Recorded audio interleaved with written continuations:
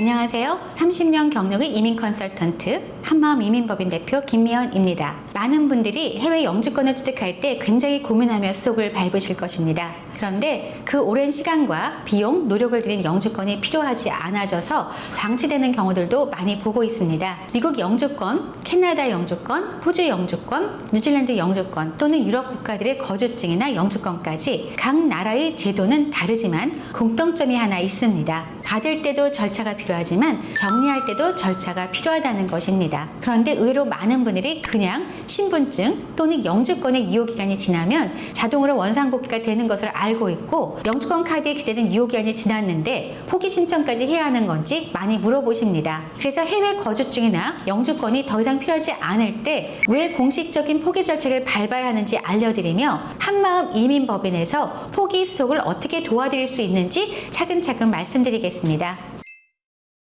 가장 많이 문의하는 국가, 미국의 영주권 포기부터 보겠습니다. 미국 영주권은 우리가 그린카드라고 부르죠. 미국에서 영구적으로 거주할 수 있는 신분이고 시민권 신청을 할 수 있는 기회가 있습니다. 그런데 미국 영주권자는 원칙적으로 미국에 거주하겠다는 의사가 있어야 합니다. 가족 문제, 건강 문제, 사업이나 직장 정리, 부모님 간병, 자녀 교육 등 개인 사정상 함께 오래 치료할 수 있지만 미국 밖에서 장기 치료 및 실제 생활 기반이 옮겨졌다면 미국 입국 시 문제가 생길 수 있습니다. 미국 밖에서 장기 치료를 허가받는 재입국 허가서 없이 1년 이상 미국 밖에 치료할 경우 또는 여러 해 동안 미국과의 실질적 연결이 약해진 경우에는 미국 입국 심사관이 이렇게 물어볼 수 있습니다. 왜 이렇게 오래 미국 밖에 있습니까? 주거지, 세금 신고, 직장, 가족 자산의 기반이 어디에 있습니까? 이때 상황에 따라 영주권 포기를 권유받거나 입국이 지연되거나 심하면 이민 재판으로 넘어가는 경우도 생길 수 있는데요. 그래서 이미 미국에 거주할 계획이 없고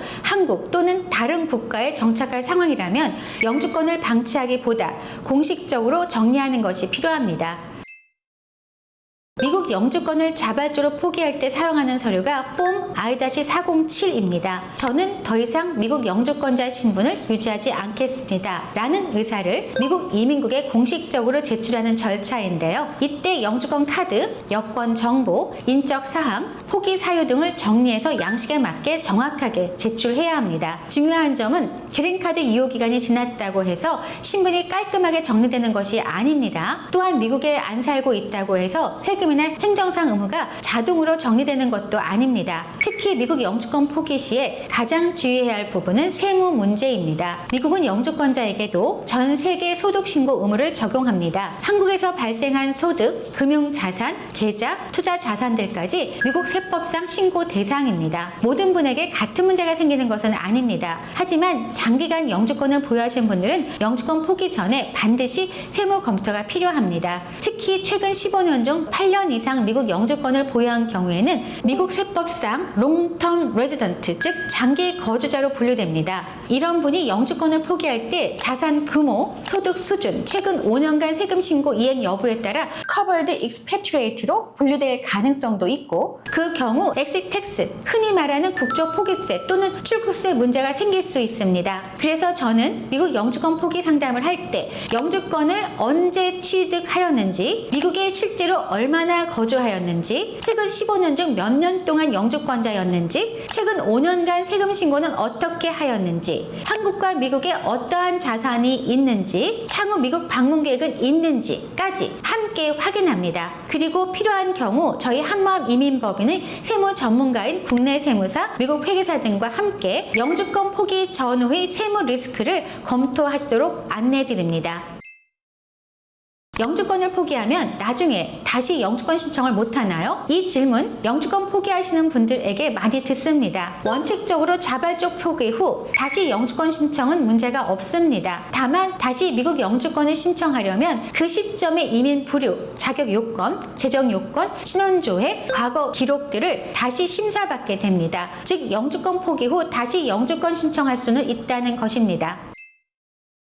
다음은 캐나다 영주권입니다. 캐나다는 영주권자가 일정한 거주 의무를 충족해야 신분이 유지됩니다. 카드 유효 기간은 5년 중 2년의 신체적 거주 요건이 중요하게 다뤄지는데요. 한국으로 돌아온 뒤 오랫동안 캐나다에 가지 않았거나 실제 거주 의무를 채우지 못한 상태에서 캐나다 여행을 위해 ETA나 비자를 신청하려고 하면 문제가 발생합니다. 본인은 캐나다에 살 계획이 없고 단순히 여행이나 출장으로 가고 싶은데 시스템상으로는 아직 캐나다 영주권으로 남아있는 것 때문입니다. 캐나다 정부 입장에서 당신은 아직 영주권자인데 거주 의무를 충족했습니까? 라는 문제를 제기합니다. 그래서 캐나다 영주권을 더 이상 유지하지 않는 분들은 Voluntary Renunciation, 영주권 자진 포기 절차를 진행할 수 있습니다. 캐나다의 경우 IMM 5782 양식 등 관련 신청서를 준비합니다. 캐나다 영주권을 포기하면 더 이상 캐나다 영주권자가 아닙니다.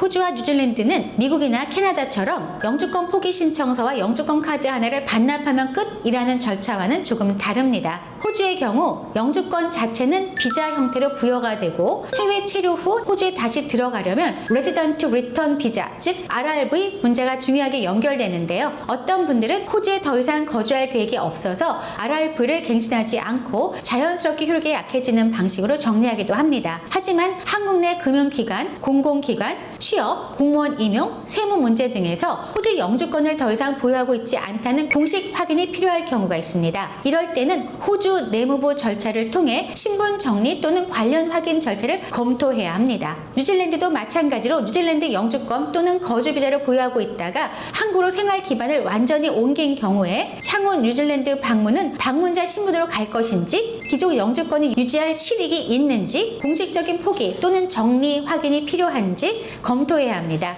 호주와 뉴질랜드는 비자 종류, 발급 시점, 체류 이력, 재입국 조건에 따라 판단이 달라질 수 있기 때문에 반드시 본인의 비자 기록을 확인한 뒤에 진행해야 합니다.